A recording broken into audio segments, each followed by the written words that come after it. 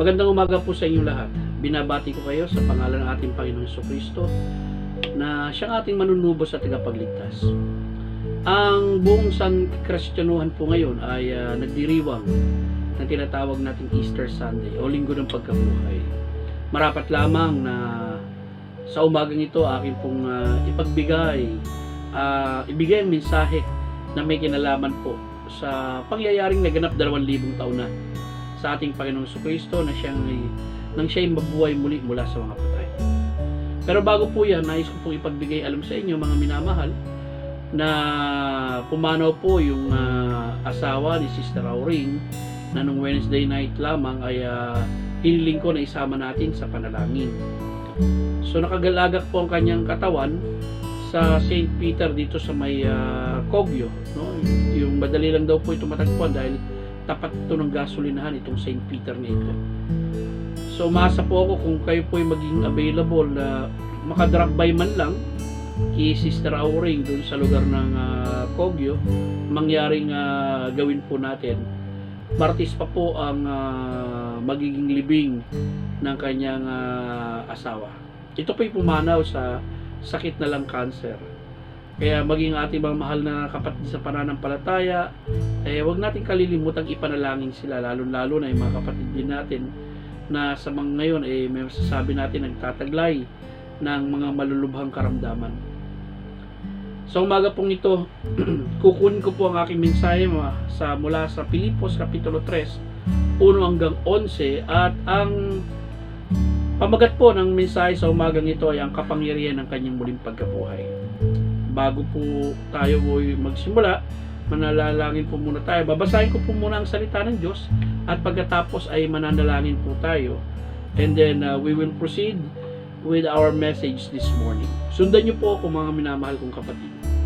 Philippians chapter 3, 1-11. Ito po ang sabi ng Biblia. Mga kapatid ko, sa katapos-tapusan, magala kayo sa Panginoon.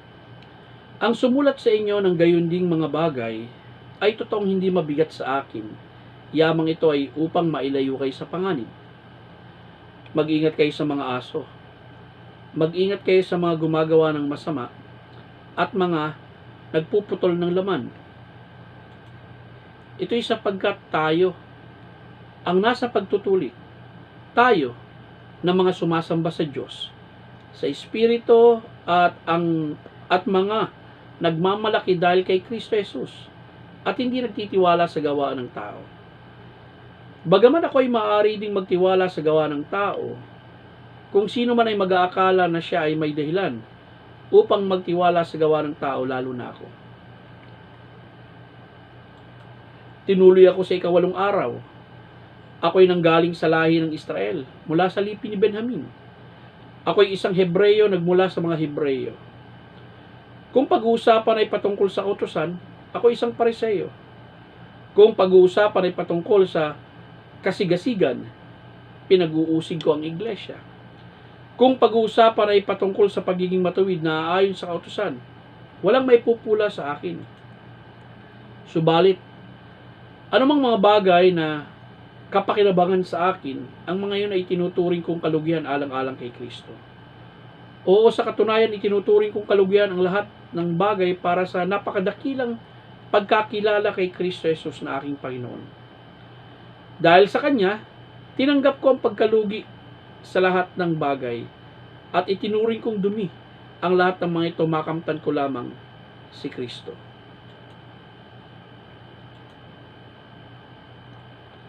Sa ganoon, ako ay masumpungan sa Kanya hindi sa pamagitan ng sarili kong katwiran na ayon sa kautusan, kundi ang katwiran sa pamagitan ng pananampalataya kay Kristo, ang katwiran na mula sa Diyos sa pamagitan ng pananampalataya. Ito ay upang makilala ko siya at ang kapangyarihan ng kanyang muling pagkabuhay at ang pakikiisa sa kanyang mga paghihirap upang matulad ako sa kanya sa kanyang kamatayan. At sa anumang paraan ay makarating ako sa muling pagkabuhay ng mga patay. Mga kapatid, manalangin po tayo. Ama naming Diyos na nasa langit, ikaw na banal at soberanong Diyos, dinadakila namin ikaw, Ama, Sa oras na ito, sa pribileyo na meron kami na makapag-aral ng iyong salita, makapanambahan din sa iyo, O Diyos, sa Espiritu katotohanan, mahamon ang aming mga puso sa mga katotohanang naihayag mula sa iyong salita. Patnubayan mo kami, Panginoong Diyos. At ang dalangin ko, ikaw ang gumabay sa akin, puspusin mo ko ng Espiritu ng Diyos, maging ang mga tagapakinig na maunawaan nila ang kapangyarihan ng iyong pagkabuhay muli, O Panginoon.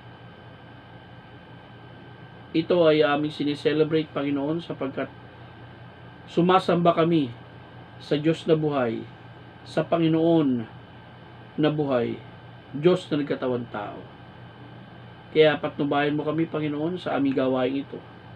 Sa umagang ito, sa ngalan ni Kristo Jesus. Amen.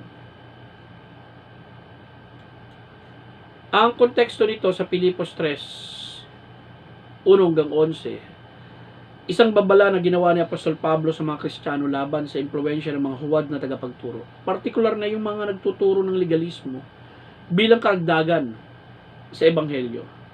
Pagkatapos, pinahayag ni Apostol Pablo ang kahangahangang kwalifikasyon niya bilang Hudyo, na kung basihan lang ang mga naabot at katangian, marami siyang maibibida.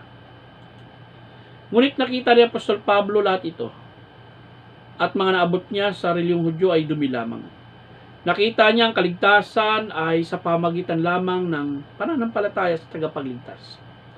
At ang mahalaga ay ang lumalagong pagkilala at pakikisama sa tagapagligtas, ang ating Panginoong Jesucristo.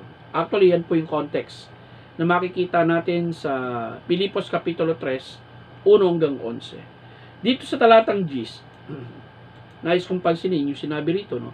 Ito ay upang makilala ko siya at ang kapangyarihan ng kanyang muling pagkabuhay at ang pakikipag-isa sa kanyang mga paghihirap upang matulad ako sa kanya sa kamatayan. Ang makikita po natin dito, no, mga kapatid, yung isang katanungan na ano bang kapangyarihan ng taglay ng muling pagkabuhay ni Kristo para sa atin? Anong kapangyarihan ang nakapaloob dito? May tatlong bagay po ako naisabihin sa inyo sa umagang ito. Mag-umpisa po ako ron sa unang puntos natin at yung dalawang puntos sa hapon po. Unang-una, ito po ang kapangyarihang nahayag ng tayo pinapaging matuwid sa harap ng Diyos. Pag pinag-usapan po natin yung pinapaging matuwid or being justified, tumutukoy po ito sa deklarasyon na ginawa ng Diyos sa isang taong makasalanang katulad natin. Pero magsisimula po tayo, no? Kapag pinag-usapan kasi tinatawag nating pinapaging matuwid or inaring ganap, dun sa kalagayan ng taong makasalanan sa harap ng Diyos. Sa Roma 3:10 makikita po natin ito. Ang sabi ng Biblia, Roma 3:10, sabi dito, ito ay ayon sa nasusulat, walang sino mang matuwid, wala kahit isa. Roma 3:23, pangkaraniwan itong mga talatang ito, ito ay sapagkat ang lahat ay nagkasala at hindi nakaabot sa kalwalhatian ng Diyos. Sa Roma 5:6 naman, ipinakita yung kahinaan ng tao. Ito ay sapagkat nang tayo mahina pa, si Jesus ay namatay sa takdang panahon para sa mga hindi kumikilala sa Diyos. Ipinapakita ng mga talatang ito ang tinatawag nating kalagayang pagiging makasalanan ng isang tao.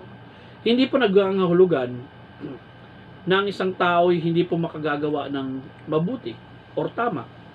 Kaya lang, ipinakikita rin ng Biblia, walang anumang gawa ng kautusan or mabuting gawa ang siyang magiging dahilan upang magkaroon tayo ng pabor sa harapan ng Diyos at tayo'y gawin niyang pinapaging matuwid. Ideklara niya tayong matuwid. Kasi sinabi rin dito sa Roma 3:20, kaya nga sa pamagitan ng mga gawa ng kautusan, ano po ba yung mga gawa ng kautusan? Mabuting gawa po ito, no? Walang taong mapaging matuwid sa harapan niya. Sapagkat ang lubos na pagkaalam sa kasalanan ay sa pamagitan ng kautusan. So, ibig sabihin, ang kautusan, hindi po nito ginagawa o pinapaging matuwid o inaaring ganap ang isang tao, bagkus ang silbi ng kautusan sa tao ay ipinakikilala niya or ipinaalam niya ang kasalanan. Roma 3:28. Kaya kinikilala natin na ang tao ay pinapaging matuwid sa pamagitan ng pananampalataya, hiwalay sa mga gawa ng kautusan. At ganoon din, sa Isaiah 64 verse 6, bakit ko po nasabi yan? Dahil dito inilarawan ni Isaiah kung ano yung yung mabubuting gawa o katwiran ng tao sa harapan ng Diyos, lalo-lalo na yung isang taong makasalanan. Sapagkat kaming lahat ay naging parang marumi, at ang lahat naming katwiran ay naging parang basahang marumi, at nalalangtang gaya ng dahon, kaming lahat, at tinatangay kami ng aming mga kasalanan na parang hangin. So maliwanag na ang katwiran ng tao o isang taong makasalanan sa harapan ng Diyos ay pawang mga maruming basahan lamang. So makikita po natin, hindi pinag-uusapan dito kung ang tao ay makagagawa ng mabuti o hindi makagagawa ng tama. Ang pinag-uusapan po rito na ang gawa niyang mabuti o ang gawa ng kautusan o ang kanyang katwiran ay hindi maging dahilan upang mapaging matuwid siya sa harapan ng Diyos. Dito sa Roma 4:24 hanggang 25, may nakapaloob na napakagandang katotohanan dito na nais kong makita ninyo, at dito bibigyan po ito natin ng pansin sapagkat nakapaloob dito yung ginawa ni Kristo para sa atin. Sa verse 24, ito ay para sa atin din. Ano yun? Yung katwiran ng Diyos sa pamagitan ng pananampalataya. Ibinibilang din ito na katwiran sa mga sumasampalataya sa Diyos, na bumuhay kay Jesus na ating Panginoon mula sa mga patay. Si Jesus ang ibinigay para sa ating mga pagsalangsang at ibinangon para sa pagiging matuwid natin. Now, ano po ang makikita nating katotohanan dito? Ang ating pagsalansang ang dahilan ng kamatayan ng ating Panginoon Jesucristo. Ang kanyang pagkabuhay muli ang dahilan ng ating pagiging matuwid. Ang ganda po ng dalawang katotohanan na yan, na nasa verse 25. Ang ating pagsalansang ang dahilan ng kanyang kamatayan, ang kanyang pagkabuhay muli ang dahilan ng ating pagiging matuwid. Pero meron po akong nais ipakita sa inyong katotohanan na makikita natin, no, sa Biblia.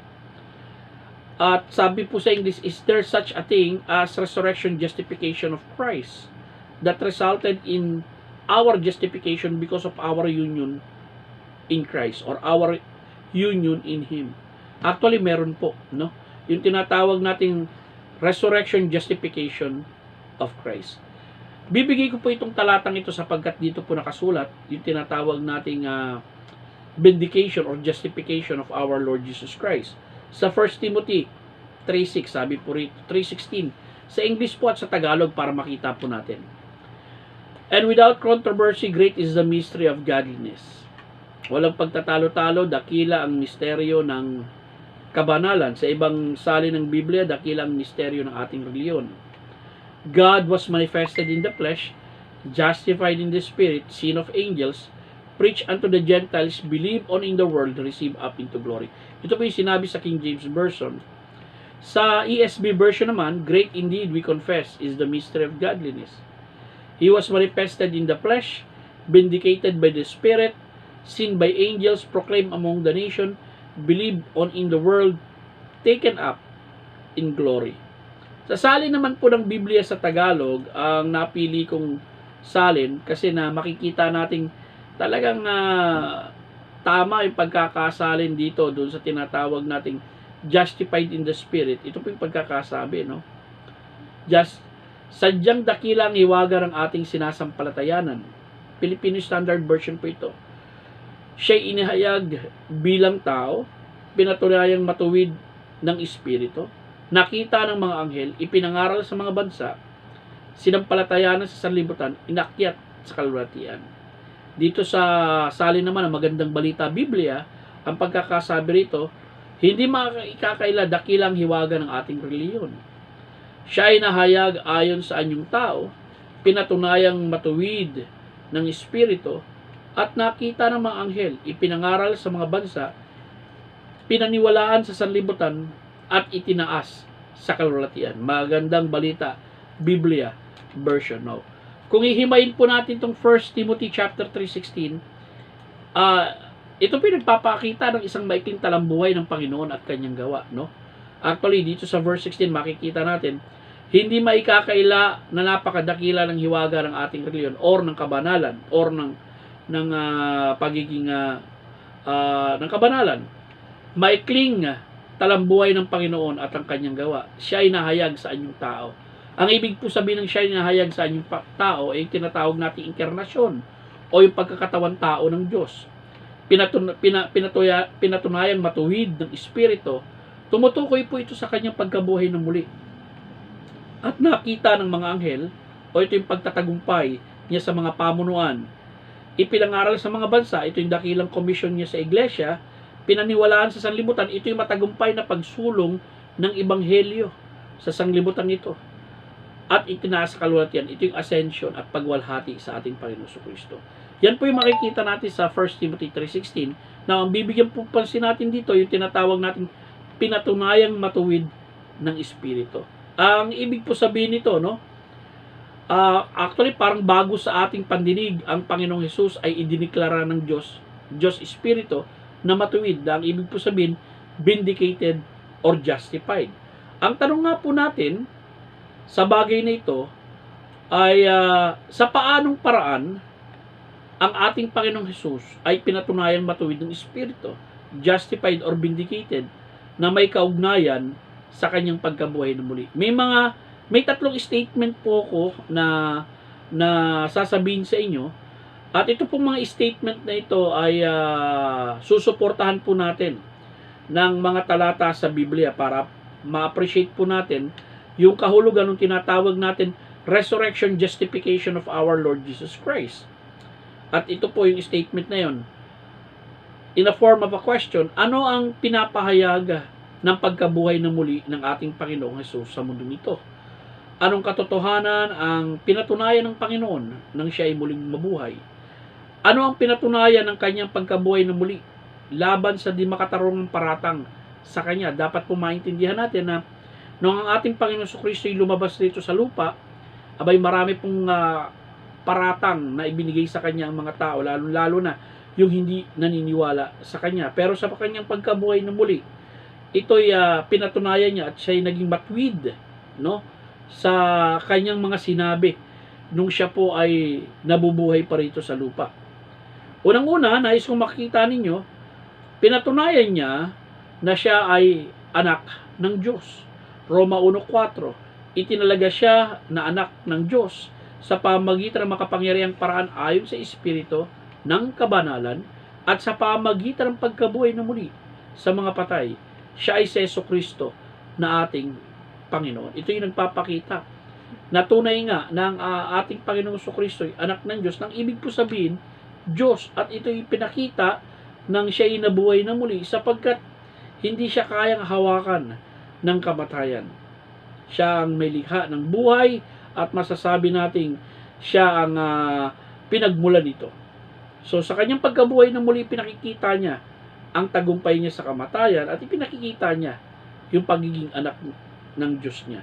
Nakagaya na sinabi niya nung narito pa siya sa lupa. Siya ang tunay na Mesiyas, no? Si Kristo. Na alam naman natin, maraming bumabatiko sa kanya at maraming kumukontra na hindi siya ang Mesaya at pinalalabas na siya ay mandaraya, pinalalabas na siya ay sinungaling, pinalalabas na siya ay nagpapanggap. Pero makikita natin sa Aklat ng Gawa sa pangangaral ni Apostol Pedro, ang sabi niya rito, ang Jesus na ito ay muling binuhay ng Diyos at kaming lahat ay mga saksi. Sinabi ni Apostol Pedro. Sa verse 36, alamin nga may katiyakan ng lahat ng sambahayan ni Israel na ginawa ng Diyos itong si Jesus na inyong ipinako sa krus na Panginoon at Mesaya.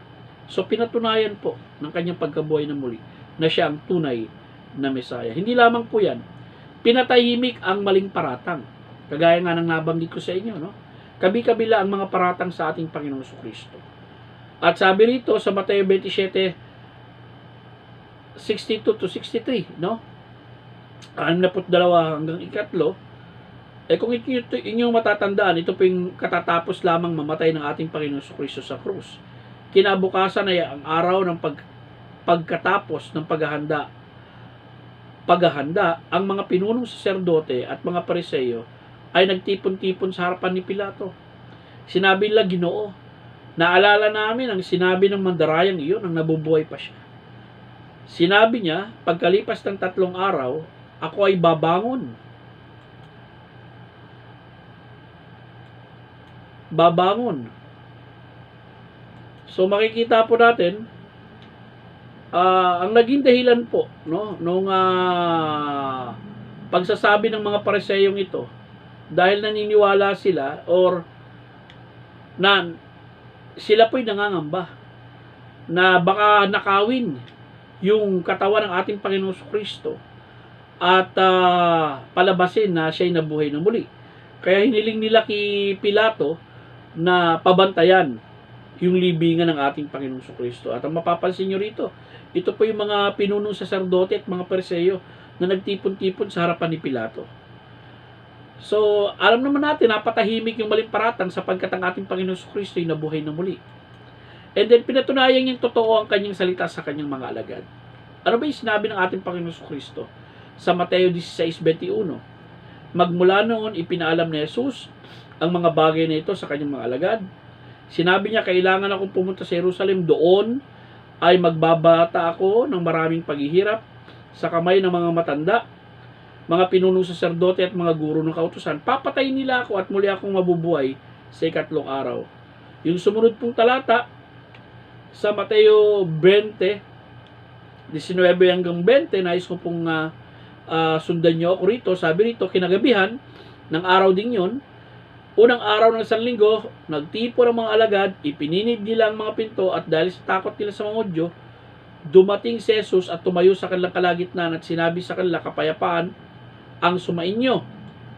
And then, sumunod pong talata, pagkasabi niya nito, ipinakita niya sa kanila ang kanyang mga kamay at kanyang taligirian, kaya nga nagalak ang mga alagad nang makita nila ang Panginoon. Anong masasabi po natin?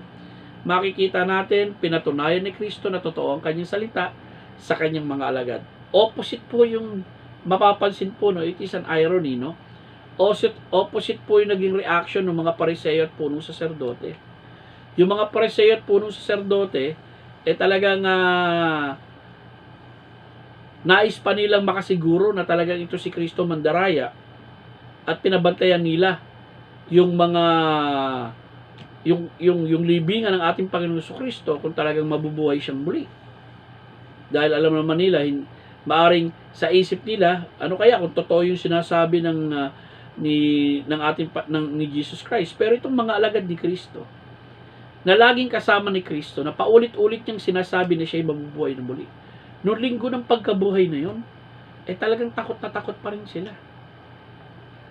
No? Takot na takot sila at nakapilid ang pinto dahil nga pinatay ang kanilang Panginoon. Ang maaring iniisip nila baka yung mga alagad naman ng Panginoon o sila ang isunod. Pero makikita natin, pinawi itong takot na ito nung magpakita ang ating Panginoon Kristo, katunayan na totoo ang kanyang sinasabi. And then makikita natin, pinatunayan niya na siya ang katubusan sa kasalanan ng tao. Mateo 20:28, maging katulad siya ng anak ng tao na naparito hindi upang paglingkuran kundi upang maglingkod at magbigay ng kanyang buhay na pantubos sa marami. Actually, marami, no? Unang Timoteo kapitulo 2 talatang 6, ibinigay niya ang kanyang sarili bilang pantubos para sa lahat ng tao. Isang patotoo sa takdang panahon. Hindi lamang po yun, tinapos niya ang sinabi niyang pinagagawa ng Ama sa kanya. 1:34, sinabi ni Jesus sa kanila, ang aking pagkain ay gawin ang kalooban ng nagsugo sa akin at tapusin ang kanyang gawain. Nang matanggap nga ni Jesus ang maasim na alak, sinabi niya naganap na, or it is finished. Itinungo niya ang kanyang ulo at ibinigay niya ang kanyang espiritu. So dito makikita natin mga kapatid, no? Ang daming pinatunayan ng ating Panginoong Kristo na siya ay matuwid. Nung siya ay nabubuhay pa rito sa lupa, at pinatunayan to nung siya ay nabuhay na muli, no? Pinatunayan sa kanyang pagkabuhay na muli na siya ang anak ng Diyos. Pinatunayan sa kanyang pagkabuhay na muli na siya ang tunay na Mesaya. Pinatunayan sa kanyang pagkabuhay na muli na masasabi natin yung mga maling paratang sa kanya. Pinatunayan sa kanyang pagkabuhay na muli yung totoong kanyang sinasabi sa kanyang mga alagad. Pinatunayan sa kanyang pagkabuhay na muli na siya yung katubusan ng tao na hinihingi ng Diyos na kabayaran sa kasalanan. Ibinigay niya. Pinatunayan ng kanyang pagkabuhay na muli na masasabi nating natapos niya ang pinagawa ng kanyang ama sa kanya. Hindi lamang yan, ay bigyan pansin din, no? Pinakita at idiniklara ng Diyos sa buong mundo ang pagiging matuwid ng kanyang anak sa pamamagitan ng pagbuhay muli niya mula sa mga patay. So dito makikita natin, yun po yung ibig sabihin ng resurrection justification. Ipinakita at idiniklara ng Diyos sa buong mundo ang pagiging matuwid ng kanyang anak sa pamamagitan ng pagkabuhay na muli niya mula sa mga patay. At alam natin, ang pagkabuhay na muli ng ating Panginoong Jesucristo ay katibayan din ng pagtanggap ng Ama sa hinihinging kabayaran at katubusan sa kasalanan ng tao. God the Father is satisfied to the offering of His Son nung si Kristo ay namatay sa krus ng Kalbaryo. At kung ano yung hinihiling ng kautusan, nakabayaran, yon ang ginawa, yon ang ibinigay ng ating Panginoong Jesucristo. At dahil siya ay matuwid, no, hindi siya mananatili sa kamatayan at binuhay siya ng ating Ama. Sa Biblia kasi pag pinag-usapan po yung tinatawag nating resurrection ng ating Panginoong Jesucristo, sa marami pong talata ng Biblia, it is always in a passive voice. Ibig sabihin, no, the Father raised the Son. Jesus Christ is the recipient of the action. Bagamat alam din natin sa Biblia na ang ating Panginoong Jesucristo may kakayanang buhayin ng kanyang sarili, pero ang ebidensyang napakarami na makikita natin sa Biblia, sa pamagitan ng kapangyarihan ng banal na Espiritu, binuhay ang ating Panginoong Jesucristo ng Ama. Okay? Tuloy po tayo. Sinabi nga ni Jonathan Edwards, no? For if Christ were not risen, it would be evidence that God was not yet satisfied for our sin. Now the resurrection is God's declaring His satisfaction. He thereby declared that it was enough. Christ was thereby released from His work. Christ, as He was mediator, is thereby justified. Now, of course, Christ's justification differs from ours in one very important way. His justification was not by imputation. Hindi yan po katulad ng pag-aaring ganap sa atin na pinasahan tayo ng katwiran. No, the ground of our Lord's justification was His very own righteousness. He had no need of substitute righteousness. And in His resurrection, His vindication before God was declared to the world. No? Yung vindication, yung justification na ginawa ng Diyos sa ating Panginoong Jesucristo ay pinahayag sa sanlibutan, idiniklara sa sanlibutan na ang kanyang anak ay matuwid. So yan po yung tinatawag nating resurrection justification of our Lord Jesus Christ na napakaliwanag po niya na makikita natin na maaari sa ibang mga kapatid bago sa pangdinig nila kasi ang lagi lang nating naririnig yung ang isang makasalanan ay inaring ganap sa pamagitan ng pananampalataya. Well, sa unang Korinto, no? Unang Korinto kapitulo 1 talatang 3 may binanggit na ganito. Dahil sa kanya kayo ay na kay Kristo Jesus, ginawa niya na maging karunungan, katwiran, kabanalan, katubusan para sa atin mula sa Diyos. Kanina nabanggit ko po sa inyo, no? Is there such thing na resurrection justification of our Lord Jesus Christ that resulted in the justification of us, no? Because of our union in our Lord Jesus Christ. Yes. At ito po nga yun nakikita natin, no? Sinabi po rito, noong tayo nanalig sa ating Panginoong Jesucristo bilang mga makasalanan na hiwalay sa gawa, ang kanyang katwiran, dahil matuwid siya, ay ibinilang sa atin. Idiniklara tayong matuwid ng Diyos sa kanyang harapan. Makikita po natin yung mga katotohanan na yan sa Roma 3:20 hanggang 21. Kaya nga, sa pamagitan ng mga gawa ng kautusan, walang taong mapapaging matuwid sa harap niya, sapagkat ang lubos na pagkaalap sa kasalanan ay sa pamagitan ng kautusan. Subalit ngayon, ang katwiran ng Diyos ay inihayag ng hiwalay sa kautusan. Ito ay pinatotohanan ng kautusan at ng mga propeta. Ang katwirang ito ng Diyos ay sa pamagitan ng pananampalataya kay Hesukristo. Ito ay para sa lahat at sa kanilang lahat na sumasampalataya, walang pagkakaiba. Ito ay sapagkat ang lahat ay nagkasala at hindi nakaabot sa kalulatian ng Diyos. Ang lahat ay pinapaging matuwid ng Diyos ng walang bayad sa pamagitan ng kanyang biyaya, sa pamagitan ng kataubusan na kay Kristo Jesus. Tuloy po tayo. Pilipos 3:7-8, ito nga yung sinabi ng Apostol Pablo, subalit anumang mga bagay na kapakinabangan sa akin, ang mga ito ay tinuturing kong kalugihan alang-alang kay Kristo. Oo, sa katunayan, itinuturing kong kalugihan ang lahat ng mga bagay para sa napakadakilang pagkakilala kay Kristo Jesus na ating Panginoon. Dahil sa Kanya tinanggap ko ang pagkalugi sa lahat ng bagay at itinuring kong dumi ang lahat ng mga ito, makamtan ko lamang si Kristo. Talatang 9, at sa ganoon, ako ay masumpungan sa Kanya, hindi sa pamagitan ng sarili kong katwiran na ayon sa kautusan, kundi ang katwiran sa pamagitan ng pananampalataya kay Kristo. Ang katwiran na mula sa Diyos ay sa pamagitan ng pananampalataya. So maliwanag mga kapatid, na ang katwirang ito na napasa atin ay ibinigay ito ng Diyos sa pamagitan ng ating Panginoong Jesucristo nung nanalig tayo sa Kanya.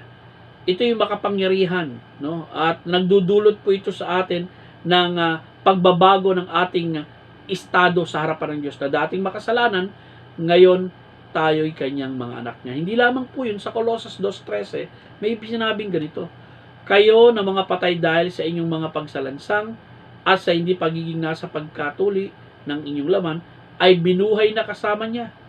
Kayo'y pinatawad na sa lahat ng mga pagsalansang. Isipin niyo yung kapangyarihang kumilos, no? Sa buhay ng isang tao, nahayag ito nung pinapaging matuwid tayo. Sa pamagitan ng pananampalataya, kanino? Sa nabuhay na tagapagligtas, wala pong iba kundi ang ating Panginoong Jesucristo. Mga minamahal, napakahalaga po ng pagkabuhay ng ating Panginoong Jesucristo. Dahil kung hindi nabuhay ang ating Panginoong Jesucristo, walang ebanghelyo. Patay ang ating pananampalataya. Hindi po kumpleto ang ating kaligtasan. Marami pong tao ngayon ay nananampalatayang sa patay na tagapagligtas. Sumusunod sa patay na pinuno.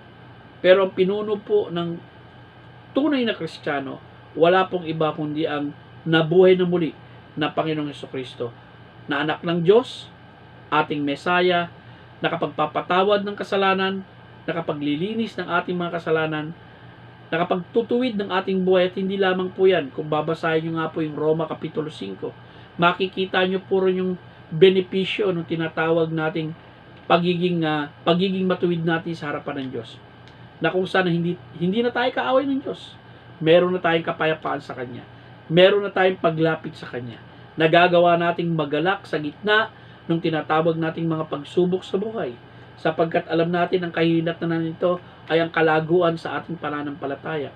At hindi lamang yan, no?